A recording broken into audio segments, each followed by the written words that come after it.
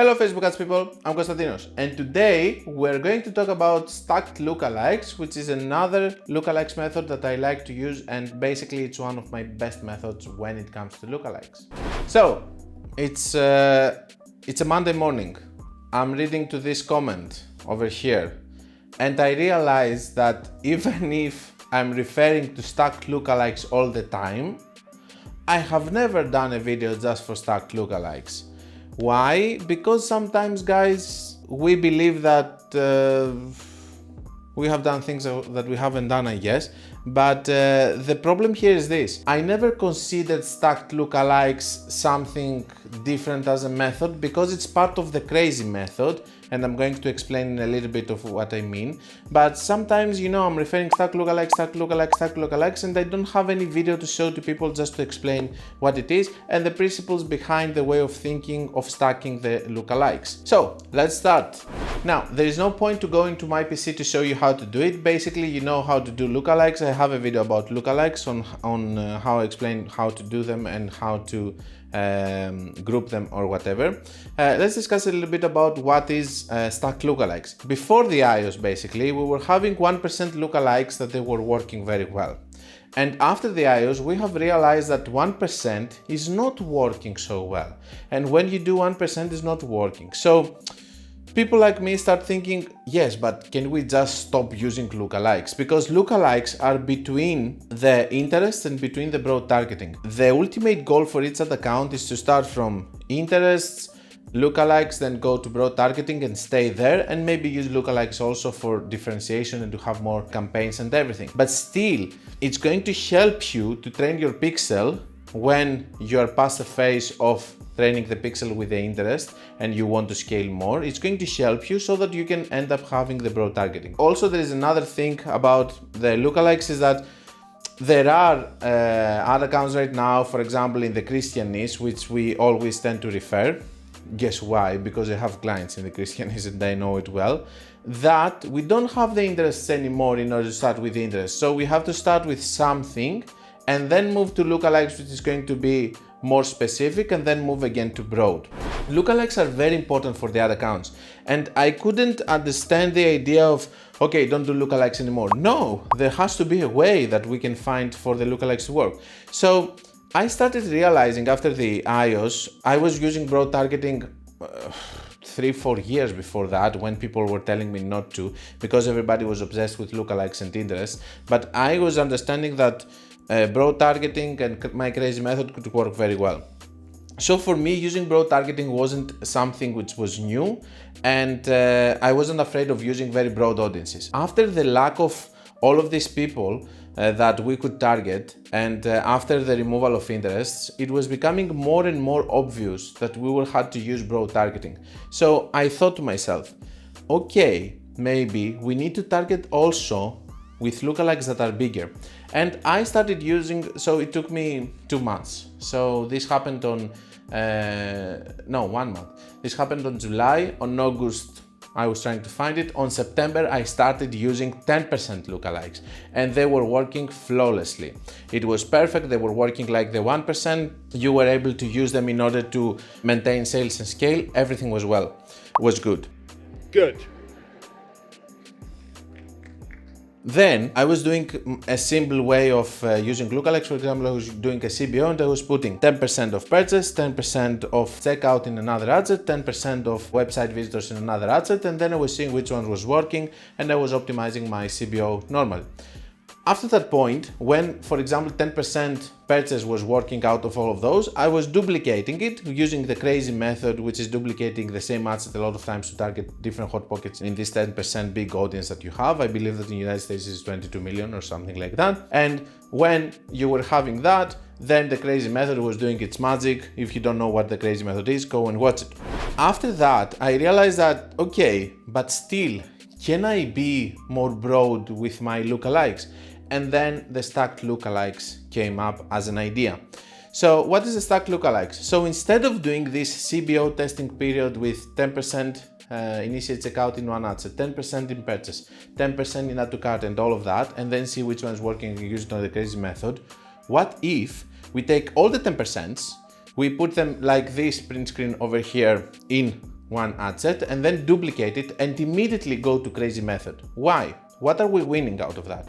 First of all, we have a lot of options of lookalikes, not just one, in order to go and try to do it in a CBO with different ones. We have all of them. Maybe one of them is going to work, maybe two of them, but maybe different ones are going to work for this ad set or another ad set based on the randomness of the initial results and the hot pockets that we are explaining so much on this channel.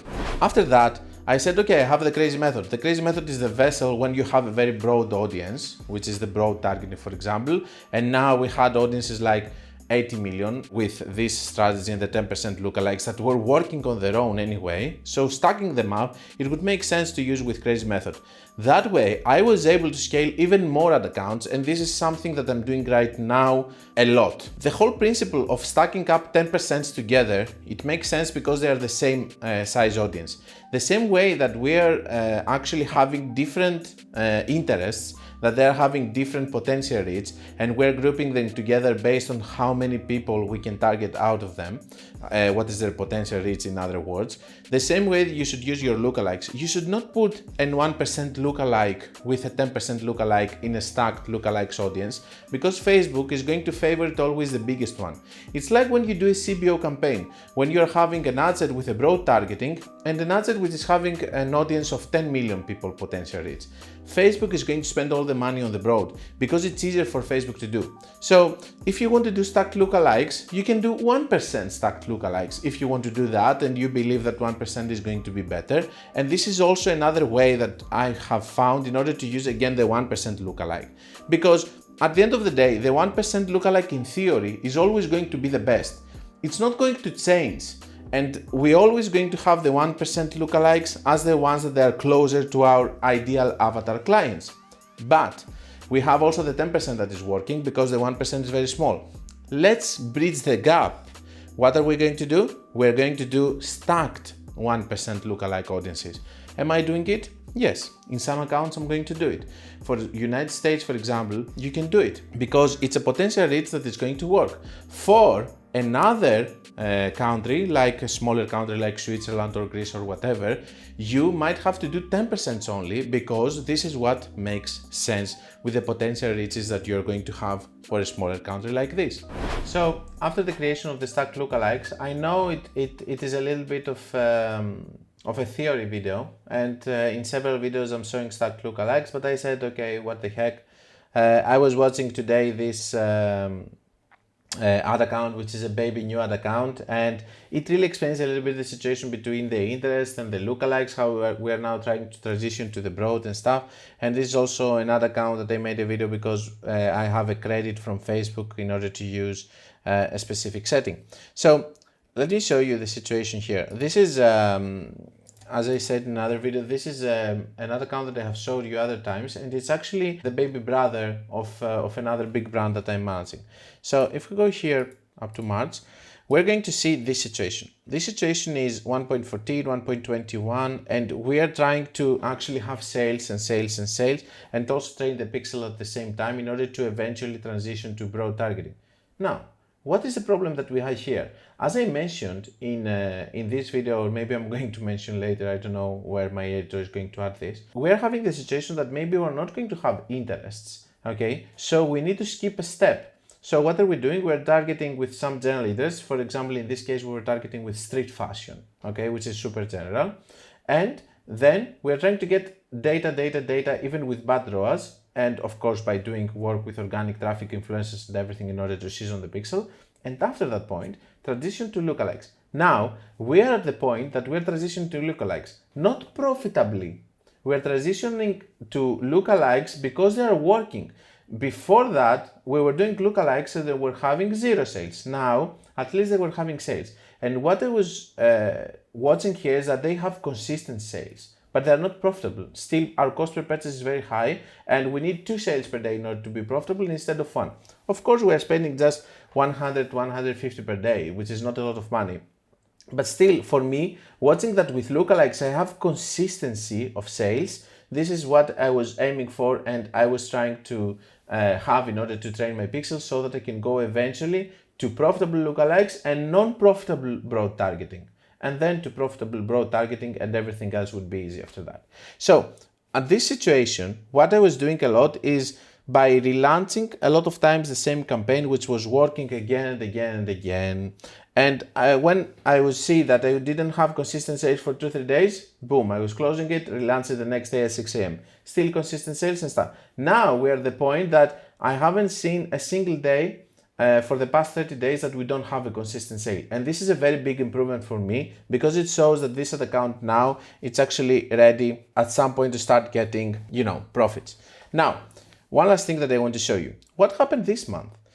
This month, of the last 7 days, it's the first time that we are hitting 1.82. 1.82 is profitable for the store. And what I want to show you is that here we are having, of course, I know that for this budget I need 8 ad sets. I have here stacked lookalikes as I showed you. By the way, this is a credit which is coming from Facebook. It has website and shop inside instead of website. This is the only thing that Facebook was asking for this credit, just to put it here with your best practice and your best creatives. This is what I have done. Now, I'm running this credit test with a lot of different companies. I haven't still seen if the website and shop is making the difference or the website as an option. So I cannot tell you yet, but I also have Facebook being capable of doing this kind of stuff and promoting it the same way that they're promoting automatic placements, even if all the spend goes to Facebook feed, Instagram feed, Reels and Stories.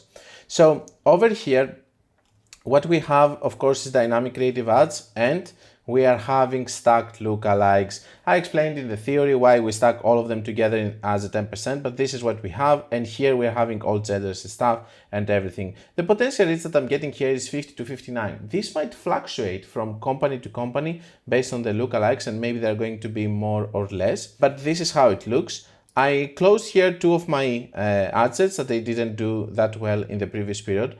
And over here, I'm optimizing the ones that are left. As you can see, these are having minor spend, but you can see more about the CBO optimization in the Crazy Method or in my video about CBO optimization.